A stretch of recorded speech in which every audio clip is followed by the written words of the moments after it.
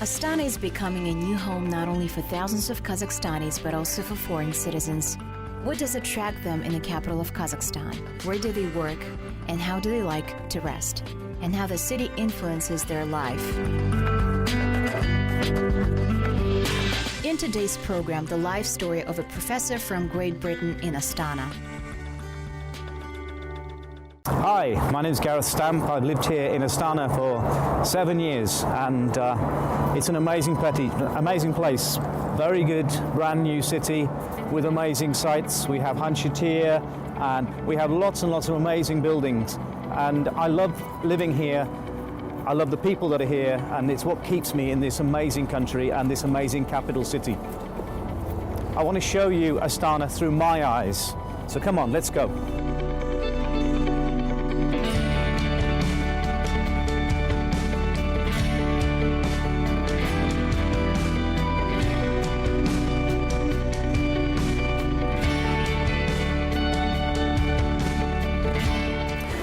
I work here at the Business and Technical University teaching design. My background is design and I really enjoy being here. It's a brand new building, been open about a year. We've got a couple of thousand students already and they're really hardworking and really great fun to be with. I love working with the students. One of the things I like doing with design is actually looking at how things have changed over time. And we do a lot of product analysis and that's what I want to do with some students now. Okay, come on then guys.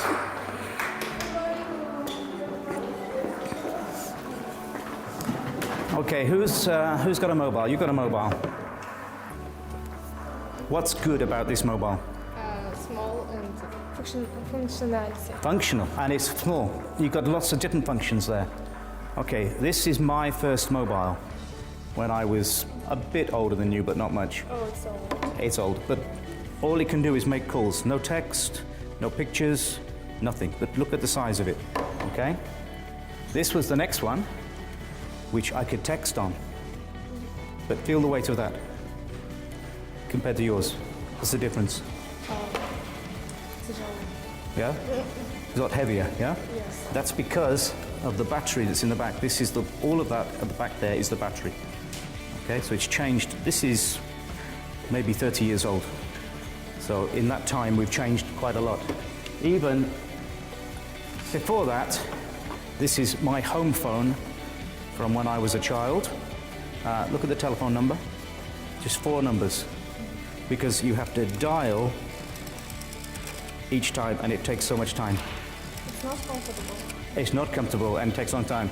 And in Great Britain, the emergency number is 999, so it's, okay, I'm waiting for an ambulance, I haven't even called them yet, so it takes a long, long time, okay? So that's why things change. But the other thing that's changed is the materials. The new technology inside there means it can be smaller. This is as small as it could get with this technology. Okay? I taught students around the world, and Kazakhs are among the most ambitious. They're among the most dedicated. They want to learn. They want to actually do better. They want to improve things. And as English improves here, then they will find the world of design opens up to them, other things open up to them. The policy of going abroad and studying is great, provided that people come back here and they put that knowledge back into this wonderful country. Students right the way up from small children to teenagers and adults, they've been a joy to teach, and I've really enjoyed being with them. And again, it's been a lot of fun. I try not to be too boring as a teacher. I try to make it interesting, and I think the students appreciate that. I think they appreciate being included in what I do. It's not about making or setting them up to fail. It's about encouraging them to do the best at everything they can do.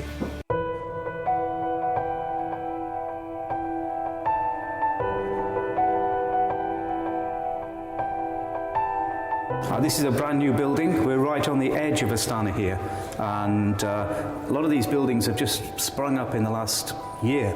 Soon all of this will be built on and we will no longer be on the edge. But you can see already there's building work there and lots more things happening over here. This used to be marshland, and now it's actually going to be built on with huge complexes of housing, shops, everything is here.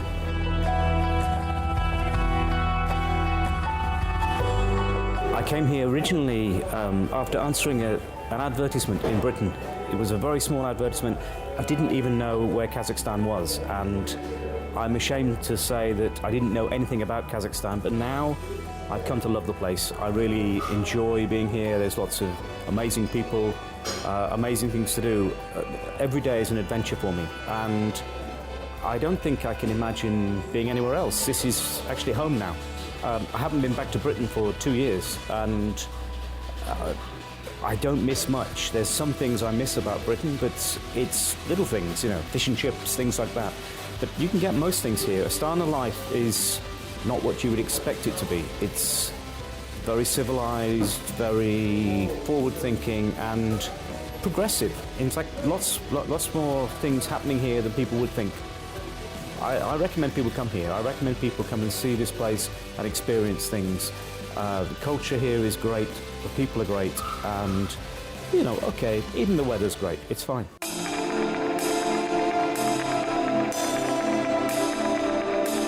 My first day was strange because it was such a change. I'm used to living in the countryside, having lots of greenery around me, wildlife, animals, and suddenly I'm in the middle of this brand new city, high-rise buildings, and that was a big change.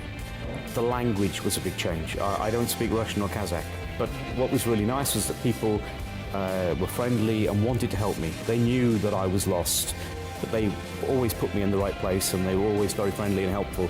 And we communicated in strange ways. If I go shopping, I didn't speak Russian, and so I would do a lot of mime. So if I needed meat, I would mime meat or whatever. And so we laughed a lot. We laughed a lot, and that's what was nice about it. It was so positive and a joyful experience.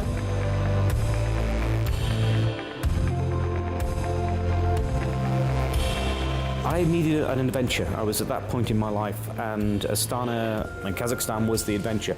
I didn't know anything about it. It's a place in the world that I'd never even really heard of, and when I came here, I was amazed. The space, the people, the culture, the history, the architecture, everything is just so amazing. It's just so different to what anyone could imagine it is. So it's one of those places that it gets under your skin, and I was literally here for 2 weeks, and I realised I actually loved the place.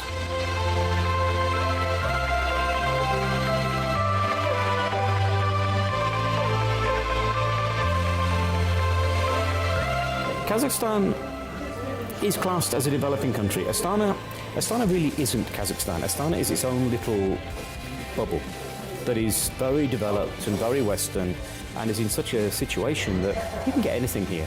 So Kazakhstan is not a place to be worried about. It's a very safe place. It's a very child-friendly place, and it's also just a place where it's just great to be.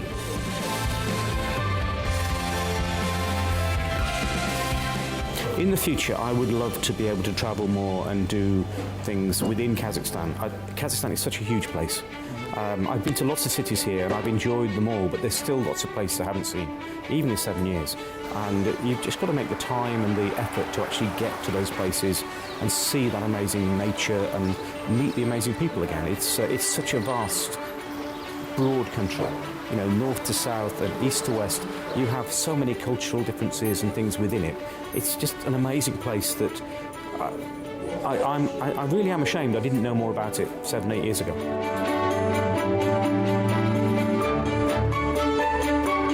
I'm very lucky. Quite a few of my friends have come to visit, and they've been amazed as well. Quite a few of them have come back more than once, which is fantastic. Again, some of the cultural differences, the music, the art, the literature is something that's not known in the West. It's something I want to encourage, and by inviting people here, by having links between the countries, I think it's a really important thing. And it's really important that people in Britain and America and Europe understand what Central Asia and Kazakhstan in particular is like. we're doing a lot of things. There's a big film festival in Great Britain this year from Central Asia, with Kazakhstan playing a big part in it. There's book festivals and literary festivals, art festivals, and also exchanges of people and ideas, and that's a really important thing.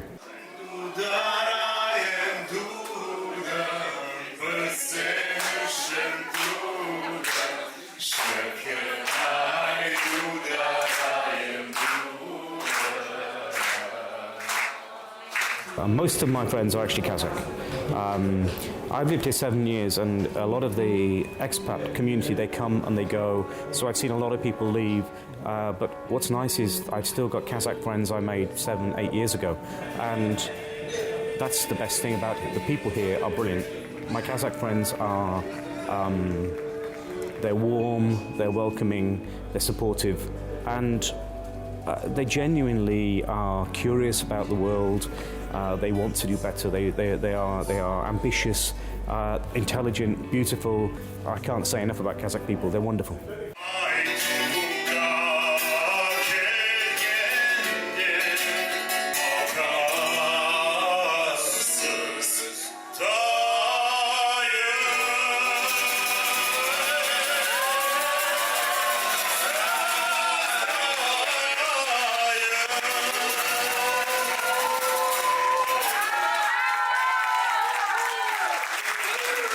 I think it's one of the few places in the world where I feel safe, where I feel very welcome, and I feel supported. And I don't think I need to ask for anything more than that. There's certain places in the world I've been to where, okay, I've been supported, but maybe I haven't felt safe.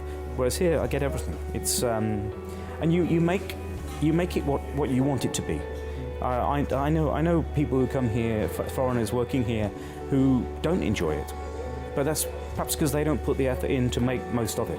As I say, most of my friends are Kazakh, so they take you under their wing, and you know, I've been to Kazakh weddings and things like that of my friends, which is fantastic. To be involved in the real culture is really nice.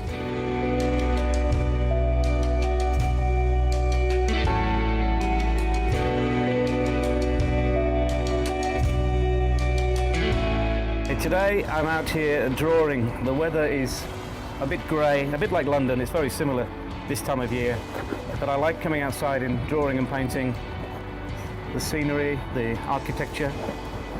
Today we're looking at the bridge over the river and some of the buildings around it, just trying to get some abstract shapes and interesting effects. I like coming here. It's quiet and peaceful.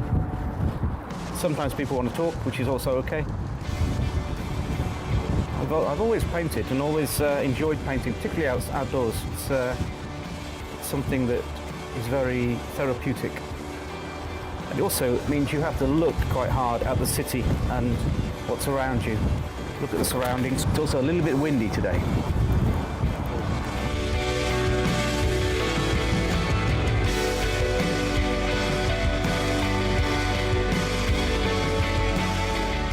The weather here is extreme, but you've just got to get used to it and get over it. It's you basically just get dressed up and enjoy it for what it is. It's most of the winter is bright sunshine, glorious frosty, snowy days, fantastic, and the summers are great, lovely and warm. I mean, the last summer was beautiful.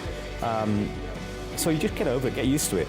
What I like about it here, it's not wet and damp. It doesn't rain that much. So it's not like British weather. It's extreme, but it's nice extreme. It's good.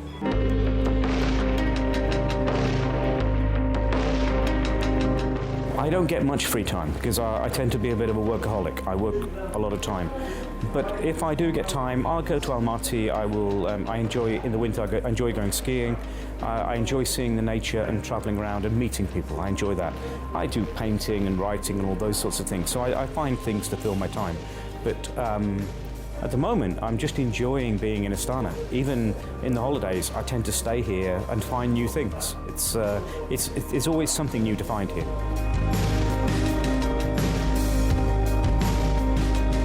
As part of my business, we are developing a rehabilitation centre for children with autism. It's called Unicum, and basically it's an all-day kindergarten and rehabilitation centre. We're going to have students there, children of all ages, but we're going to have doctors and professionals working with them, and also working with the parents. That's important, because when these children go home at night, the parents have to deal with children with autism, and they're not easy. They're incredibly bright, incredibly intelligent, but they need to be treated differently to normal children.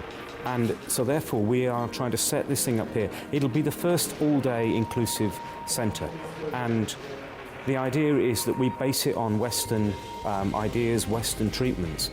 We're bringing equipment here, we're bringing professionals here to actually help with it. The problem is very big here.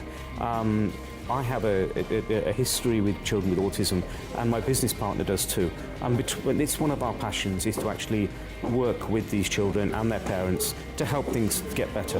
And we're trying to raise money for it at the moment, and trying to actually make sure that what we do is the best we can do.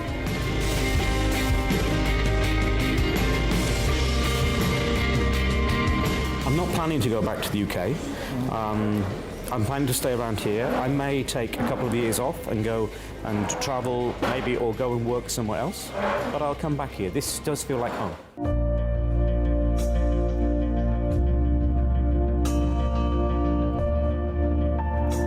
I like places like this, which they remind me a bit of home. They're not quite a British pub, but they're almost a British pub.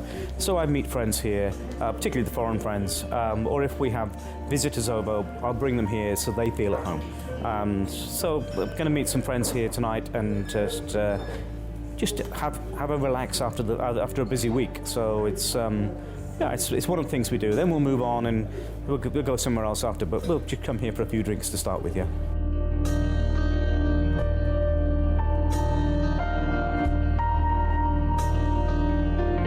It's not quite a London pub. It's almost, but it's a good enough version. It's okay. I mean, there's Irish bars and British pubs all over the world, and they're not quite the real thing, but they're close. And this one's pretty close.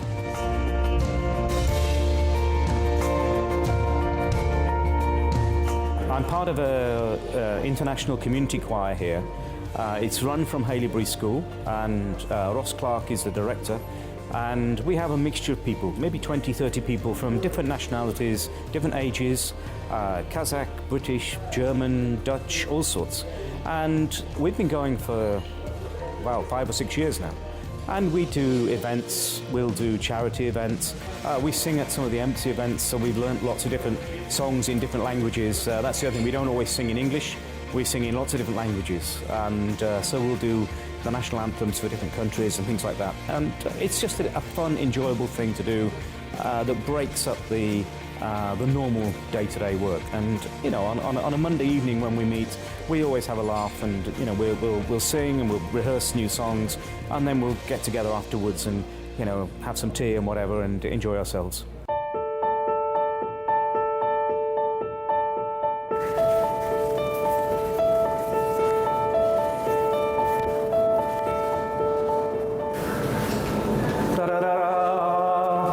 What do you think?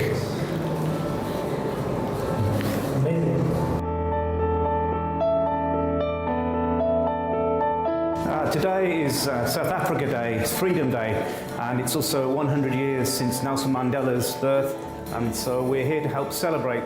The community choir that I'm part of are actually going to be singing a little bit later, and at the moment we're just getting ready and we'll do some rehearsing.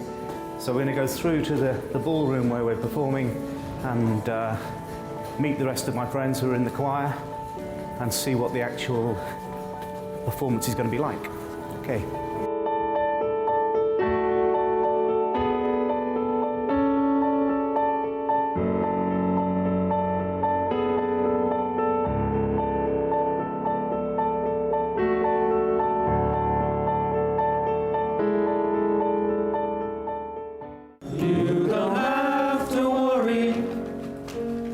Don't you be afraid. Joy comes in the morning. Troubles, they don't last always. For there's a friend named Jesus who will wipe your tears away. And if your heart is broken,